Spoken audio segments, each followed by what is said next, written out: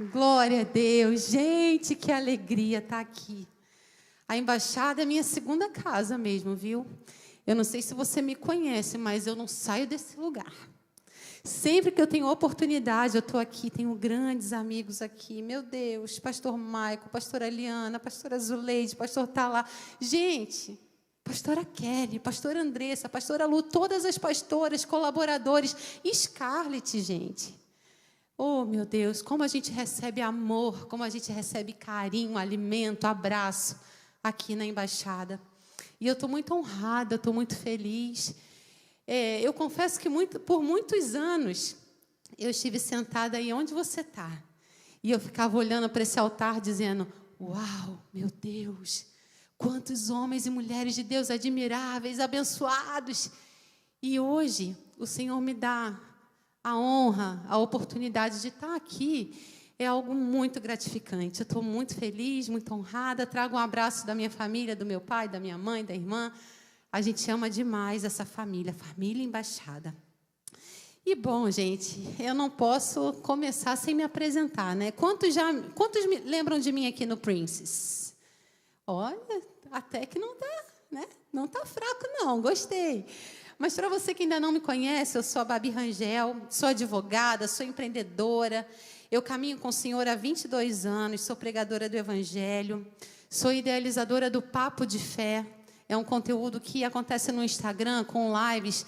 Te convido a estar conosco terças e quintas, 7h45 da manhã.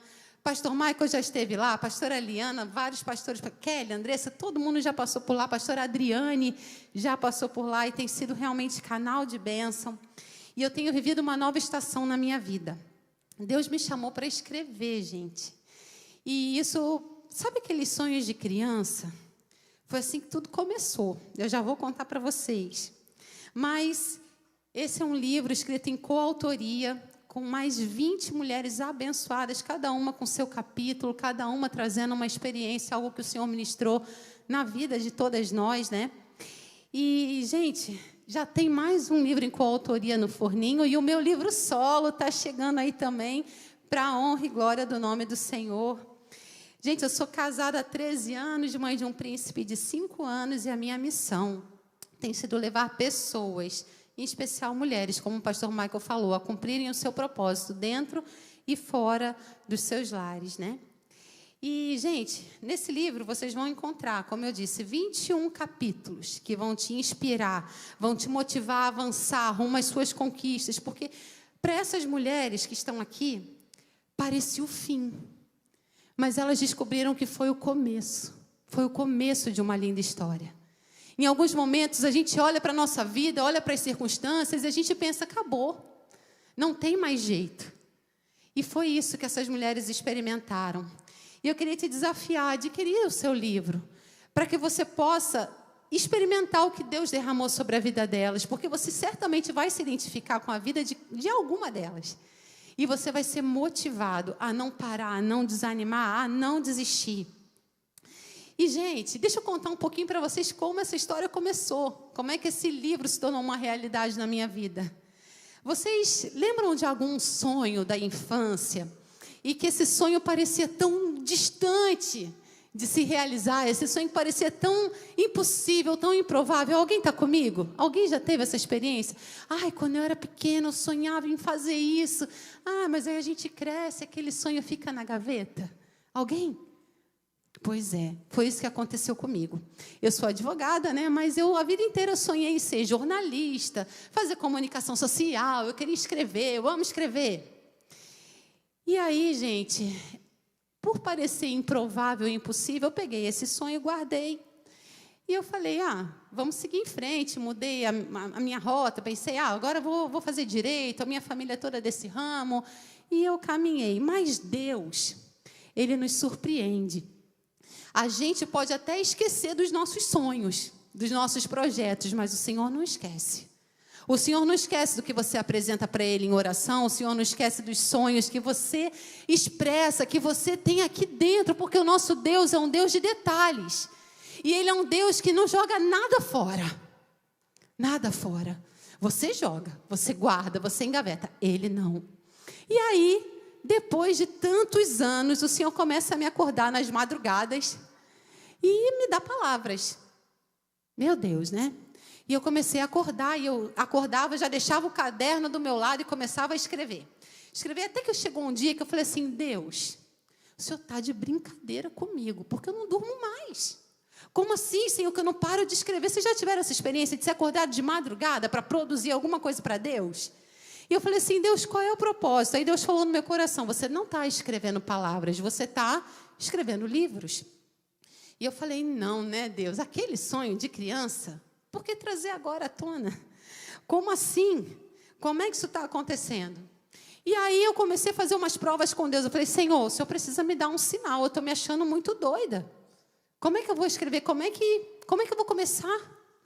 E aí, naquela semana, o telefone tocou, era da editora, me convidando para participar desse projeto. E eu pensei, de onde? Como assim? Deixa eu liberar algo sobre a sua vida.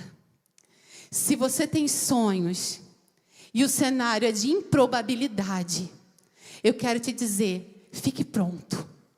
Se prepare. Se prepare com a convicção de que não há impossíveis para Deus. Porque o de repente de Deus já bater na sua porta. E se você não estiver pronto, como o pastor Michael falou, você vai perder a oportunidade. Você sabe por que deu certo? Porque mesmo sem entender, eu estava me preparando.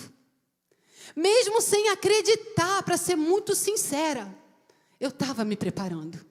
Eu estava semeando. E aí Deus falou comigo, ei, você está vendo, Babi? Você não precisa entender. Você só precisa crer e obedecer. É muito simples, para de dificultar. Você fica perguntando muito, menina.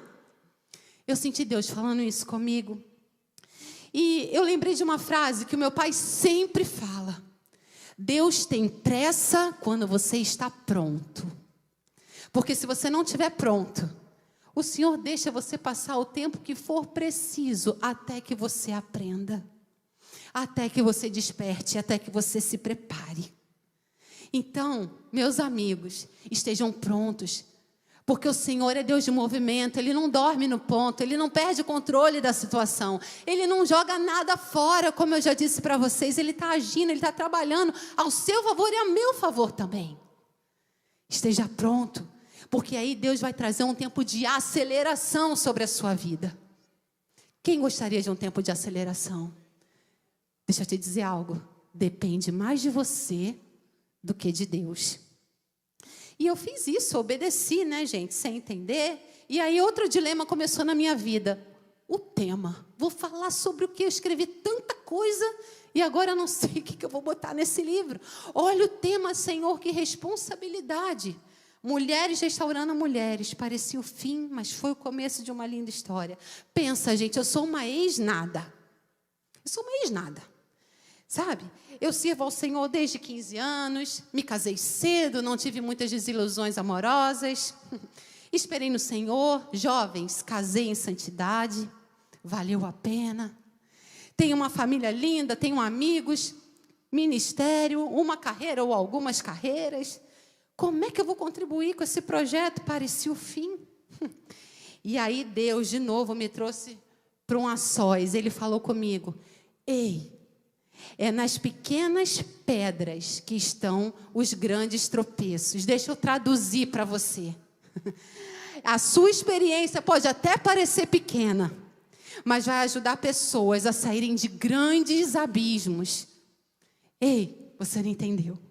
A sua experiência, você pode se sentir improvável, você pode se sentir pequenininho, pode parecer pequeno.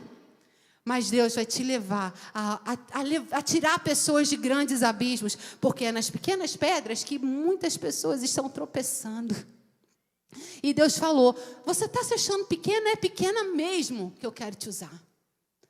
É pequena mesmo, é na sua experiência que as pessoas têm se entregado a dores tão profundas na alma, no seu pouquinho que você vai despertar uma multidão. Meu Deus, foi nesse momento que o Senhor me fez lembrar de alguns processos que eu tenho vivido nos últimos anos e que eu nem tinha me dado conta. O Senhor tocou o meu coração e falou, ei, Babi, você vai escrever sobre solidão e solitude. E eu falei, meu Deus, e começou a passar um filme na minha cabeça. O meu capítulo é o capítulo 2, eu falo sobre isso. E o Senhor começou a ministrar o meu coração, a me fazer lembrar do dia que eu cheguei aqui em Santa Catarina. Eu sou carioca, para quem não sabe, o meu sotaque é meio misturado, porque eu já virei catarioca, sabe, gente? E aí, eu cheguei aqui e foram muitos desafios, tantas mudanças, tantas novidades, que isso começou a me levar para um lugar de solidão. Isso começou a mexer com a minha estrutura.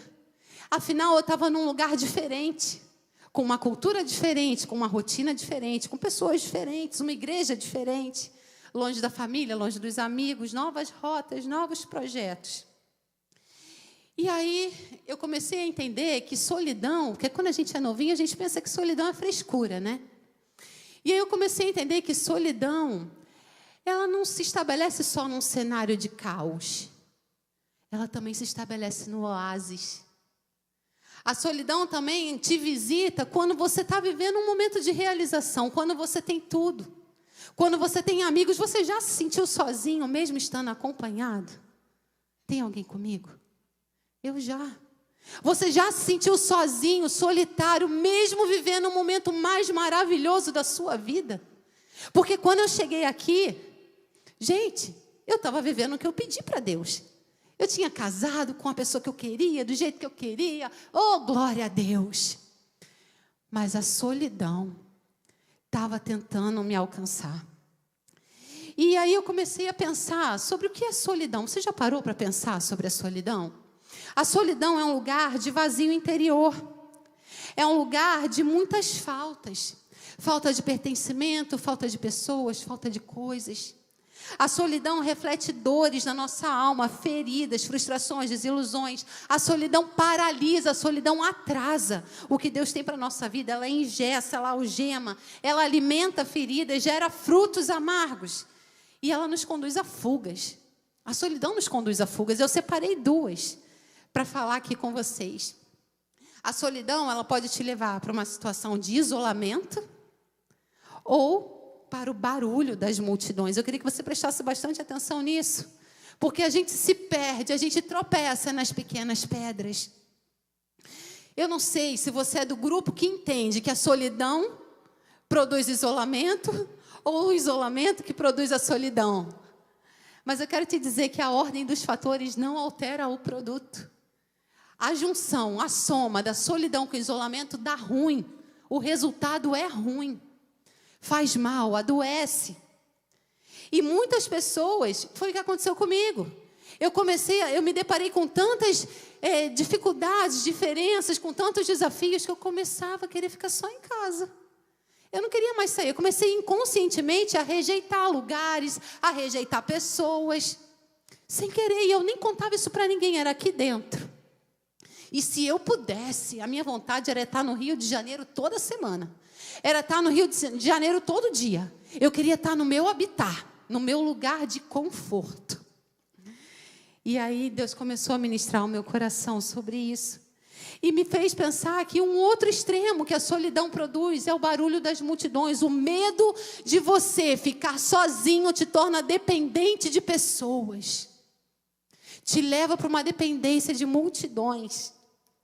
Você não quer, você depende de alguém para fazer tudo contigo, você depende de alguém para sair de casa, você depende de alguém para ir para a academia. Ei! Fugas não são de Deus. Olha para quem está do seu lado e diz assim: não foge. Enfrenta o processo para viver o propósito. Você vai repetir isso. Eu preciso enfrentar o processo para viver o propósito. Meu Deus. E aí o Senhor me encontrou e começou a falar comigo sobre fugas. Fuga é a escolha de sair da rota. Fuga é pegar atalhos. Fuga é atraso. Meu Deus, fuga alimenta dores e feridas. E é aqui que mora a solidão. Na fuga. E a solidão não soluciona problema nenhum. Ela multiplica, ela gera filhotes, frutos. Quanto mais você alimenta a sua solidão, outros abismos começam a te convidar, começam a te puxar. E Deus começou a me mostrar que a fuga relacionada à solidão Não era projeto dele. Sabe o que ele tem para nós? Diz assim, ó, Deus não tem fugas para a minha vida. Ele tem esconderijo. O Senhor não tem fugas, Ele tem esconderijo. E o esconderijo é um convite de Deus a um lugar secreto, a um lugar de intimidade. O esconderijo, ele te fortalece, ele te cura, ele te liberta, ele te leva a um lugar de aceleração. E aqui mora uma outra palavra, chamada solitude. Solitude é completamente diferente de solidão. Mateus 11, 28 a 30 diz: venham a mim todos os que estão cansados e sobrecarregados, e eu lhes darei descanso. Tomem sobre vocês o meu jugo e aprendam de mim, pois sou manso e humilde de coração. E vocês encontrarão descanso para as suas almas, pois meu jugo é suave e o meu fardo é leve. Convite de Deus, sai do lugar da solidão. E vem para o lugar de esconderijo, de encontro, de intimidade. Vem para o secreto, um lugar de solitude é o que eu tenho para você.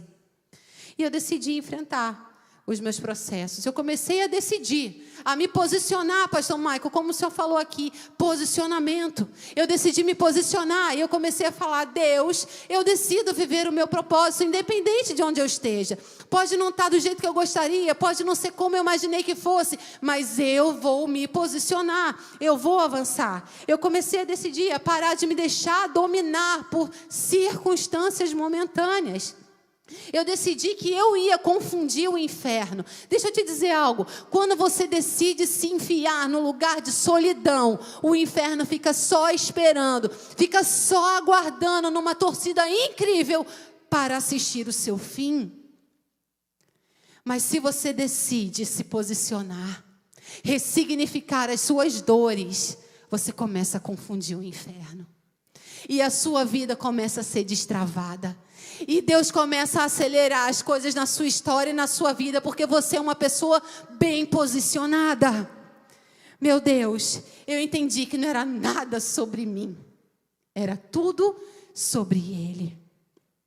E aquilo que parecia um problema, começou a se apresentar diante dos meus olhos sob uma nova ótica.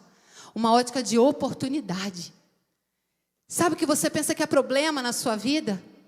Pode ser uma grande oportunidade que o Senhor está te dando de ultrapassar limites, de romper barreiras, de crescer, de romper, de avançar, de viver o maior tempo, o tempo de maior aceleração na sua história.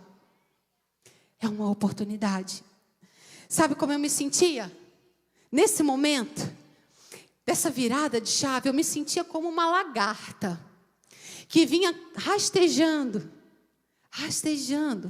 E de repente ela começa a fazer uma força sobrenatural no seu casulo para ganhar asas e virar borboleta. Sabe o que é isso? Essa ilustração fala de posicionamento. Posicionamento, escolhas.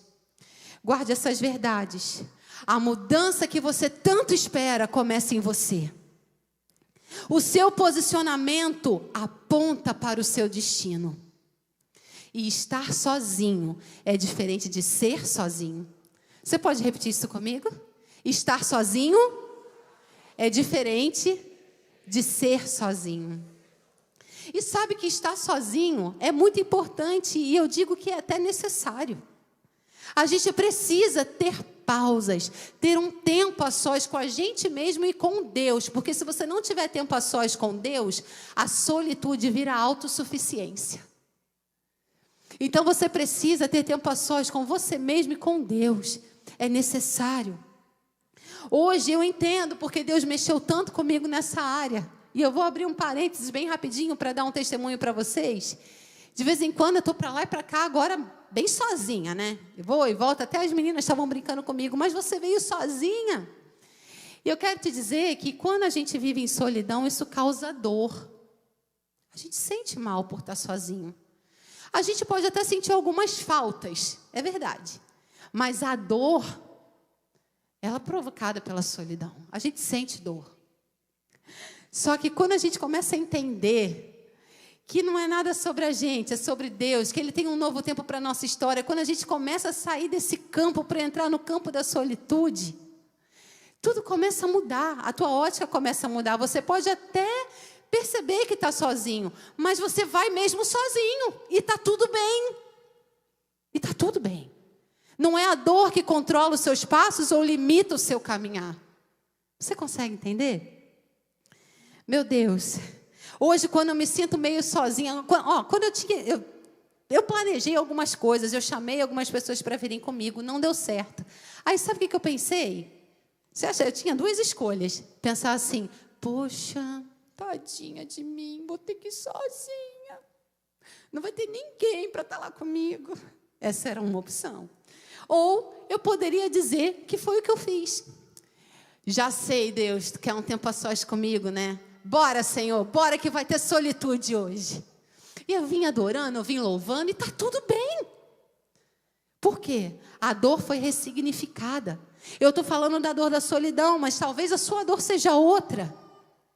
E você precisa mudar o ângulo da sua visão. Você precisa experimentar isso. E aí a gente começa a entrar no campo da solitude, começa a entender que a solitude, ela é uma pausa, ela é um tempo a sós, como eu já disse, né? Um tempo a sós, um tempo de qualidade com você mesmo e com Deus. E ela tem tempo e propósito determinados. E a gente precisa entender que a solitude não descarta as pessoas. Tem gente que pensa, gente, eu já ouvi muito isso, muito. A pessoa sofre porque está sozinha, mas ela diz, eu vivo em solitude. Está tudo bem porque eu vivo em solitude, mas ela está sofrendo.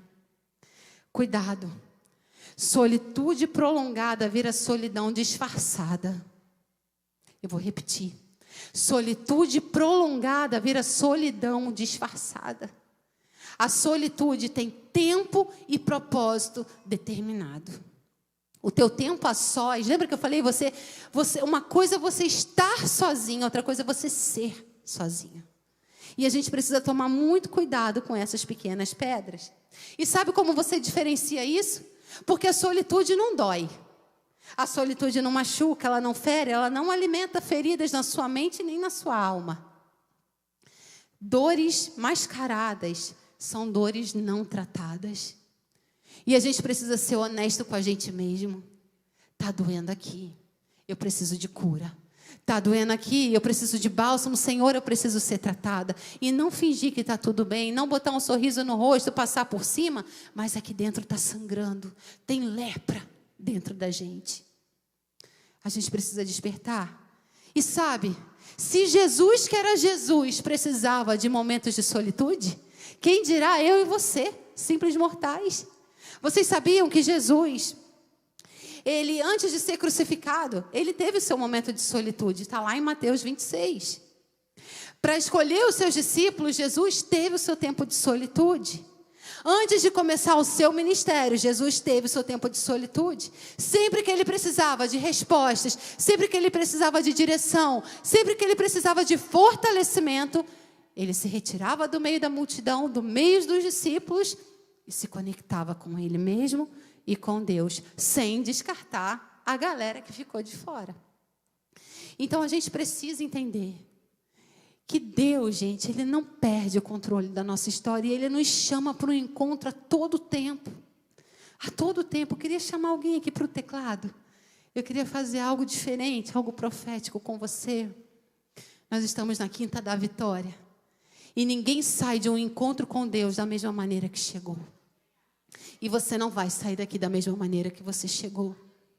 Hoje é dia de você trocar as suas dores por fontes de águas vivas.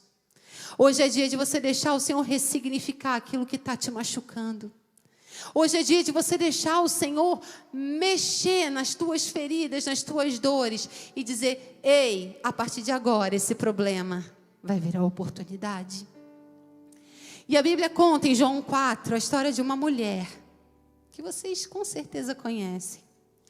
Uma mulher de muitas dores, uma mulher rejeitada, uma mulher frustrada, ferida, desprezada, uma mulher solitária, uma mulher descredibilizada, ninguém dava nada por ela, uma verdadeira improvável. Todos os dias ela ia buscar água no poço, com um cântaro nas mãos, mas ela ia na hora mais quente do dia, para não encontrar ninguém. isolamento, solidão, feridas na alma, até que o Senhor a encontrou. E o Senhor tocou nessas feridas. O Senhor ensinou a ela sobre adoração, sobre conexão, sobre fé, sobre uma fonte de águas vivas capaz de mudar completamente a história dela. E sabe o que acontece? Ela larga aquele cântaro e sai correndo. Ela sai da solidão, passa pela solitude e vai para um lugar de comunhão. Mudanças nos encontros. Sabe o que significava o cântaro? O retrato de uma velha vida. O cântaro era aquilo que limitava ela. O cântaro era aquilo que lembrava um tempo de dor. Era a ida dela todos os dias àquele poço, na hora mais quente do dia, para pegar água, sozinha, sem querer ver ninguém. Aquele cântaro representava isso. Eu não sei qual é o cântaro que você tem carregado. Eu não sei se é a dor da solidão, como foi o meu caso. Eu não sei que tipo de cântaros, o que tem dentro do seu cântaro. Você sabe, você consegue reconhecer o que está te machucando, o que está te ferindo, o que está te limitando, o que está te impedindo de ser feliz. E eu queria que você se colocasse de pé por um instante. Queria que você se colocasse de pé com os seus olhos fechados e começasse a trazer à sua memória as suas dores, as suas limitações, a sua solidão, as palavras que você recebeu talvez na sua infância, que te descredibilizaram, te acovardaram, te limitaram, te impediram de caminhar, de avançar, de crescer, de romper. Traga a sua memória. O que tem no seu cântaro? A mulher que carregava o cântaro não foi a mesma que largou o cântaro. Depois de um encontro, a nossa vida nunca mais é a mesma. Nunca mais. A solitude, esse tempo a sós com o Senhor, essa conexão com o Senhor, essa pausa no nosso dia, no nosso tempo, essa pausa, fez com que uma mulher solitária e ferida passasse a viver em comunhão com a sua identidade firmada e cumprindo seus propósitos. Parecia o fim, mas foi o começo de uma linda história. Só parecia o fim. E eu quero te dizer, você ainda de olhos fechados, que esse cenário de improbabilidade só parece o fim. Mas o Senhor me trouxe aqui para te falar que é o começo. Ciclos precisam se encerrar para novos ciclos começarem. Parece o fim aos seus olhos. Parece que não vai dar certo. Parece que nunca vai acontecer. Mas só parece. Só parece. Há momentos em que a gente precisa buscar encontrar o Senhor, mas há outros que Ele nos encontra. E hoje o Senhor visita a sua Samaria. Hoje o Senhor vai ao teu encontro.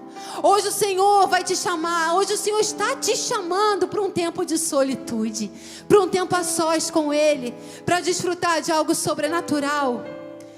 Sabe, a solidão te paralisa. A solitude te prepara. E é na comunhão que você é designado. Você precisa cumprir os ciclos de Deus. Você precisa viver as etapas que Deus tem para a tua vida. Quando saímos do campo da solidão para a solitude, o que parecia paralisia e morte se transforma em promoção e vida. Aleluia.